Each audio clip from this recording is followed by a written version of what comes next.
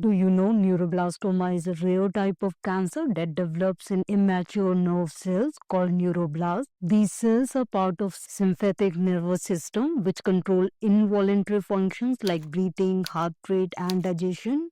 Neuroblastoma typically start in the adrenal gland located above the kidney but can also appear in abdomen, chest, neck and near the spine. This cancer primarily affects children under the age of 5 and is often present at birth but may not be detected until the tumor grows and cause symptoms. Symptoms can include fatigue, decreased appetite, bone pain, or lumps in the abdomen, chest, or neck. In some cases, neuroblastoma spread to other parts of the body such as bones, liver, lymph node, and even bone marrow. The exact cause is still unknown but is often linked to genetic mutation during fetal development. Environmental factors have not been proven to play a role. The current diagnosis involve imaging tests and biopsy to confirm the presence of cancerous cell. The treatment depends on the stages and the risk level of the diseases. Often includes surgery to remove the tumor, chemotherapy, radiation therapy, and even stem cell transplantation and immunotherapy.